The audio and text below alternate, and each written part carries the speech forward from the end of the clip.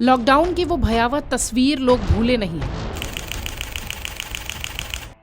हजारों की संख्या में लोग अपने गांवों की ओर लौट रहे थे क्योंकि काम धंधा सारा बंद था। कोविड से हर तरफ त्राहिमाम मचा हुआ था।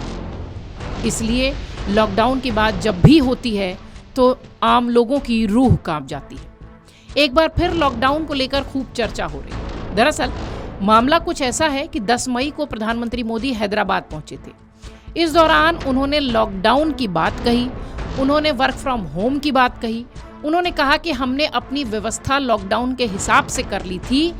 ऐसे में सवाल उठने लगा कि पीएम मोदी का इशारा क्या है, वो कहना क्या चाहते हैं। हैदराबाद में पीएम मोदी ने लगातार 3 ऐसे बड़े बयान दिए जो लोगों को चिंता में डालने के लिए काफी थे। जैसे जैसे पश्चिम एशिया में तनाव के कारण वैश्विक तेल पूर्ति में बाधा आ रही है और ईंधन की कीमतें बढ़ रही हैं, पीएम मोदी ने नागरिकों से अपील की कि वो मर्जी से कुछ उपाय अपनाएं, अपनी मर्जी से, जिसमें वर्क फ्रॉम होम करना, पेट्रोल डीजल की खपत कम करना, गैर जरूरी सोने की खरीदारी से बचना वगैरह वगैरह। उनके इन बयानों ने ऑनलाइन बहस छेड़ दी। कई लोग ये सवाल पूछने लगे कि क्या देश एक बार फिर आर्थिक पाबंदियों के दौर से गुजर रहा है? क्या ऐसा है कि लॉकडाउन जैसी स्थिति फिर भारत देख सकता है? हालांकि सरकार ने किसी भी लॉकडाउन या औपचारिक प्रतिबंधों की घोषणा नहीं की है। इसके बजाय प्रधानमंत्री का भाषण मौजूदा वैश्विक संकट के दौरान भारत की अर्थव्यवस्था और विदेशी मुद्रा भंडार पर दबाव कम करने के लिए जनता के सहयोग पर केंद्रित बताया जा रहा है।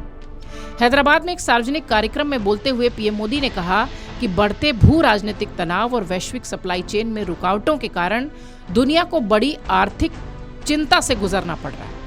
पश्चिम एशिया में चल रहे संघर्ष, खासतौर से होर्मुज़ स्ट्रेट के पास, ने कच्चे तेल और गैस और उर्वरकों की कीमत में भारी बढ़ोतरी कर दी है। चूंकि भारत अपनी ईंधन की जरूरतों का एक बड़ा हिस्सा आयात करता है, इसलिए बढ़ती वैश्विक कीमतें देश की अर्थव्यवस्था पर सीधा असर डालती हैं।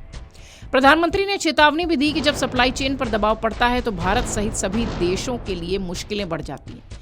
इसके असर को कम करने के लिए उन्होंने लोगों से राष्ट्र हित में अपनी जीवन शैली में कुछ अस्थायी से बदलाव करने की अपील की। हालांकि इस पर जमकर सियासत भी होने लगी। पीएम मोदी के भाषण का सबसे चर्चित हिस्सा रहा वर्क फ्रॉम होम सिस्टम को फिर से शुरू करने की उनकी अपील। प्रधानमंत्री ने यह भी याद दिलाया कि महामारी के दौरान कंपनियां, दफ्तर, संस्थाओं ने online meeting, virtual conference, remote working सब कुछ अपना लिया था।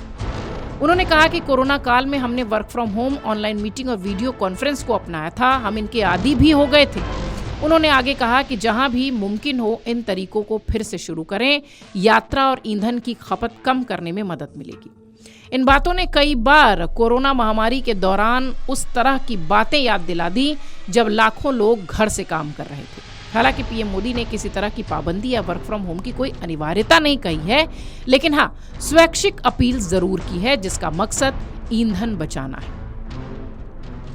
प्रधानमंत्री ने नागरिकों से यह भी अपील की कि अपने रोजमर्रा के जीवन में ईंधन की खपत कम करें। उन्होंने लोगों को सलाह दी कि जब भी संभव हो तो मेट्रो, ट्रेन, बस जैसे सार्वजनिक परिवहन साधनों का इस्तेमाल करें। कारपूलिंग को भी बढ़ावा दें।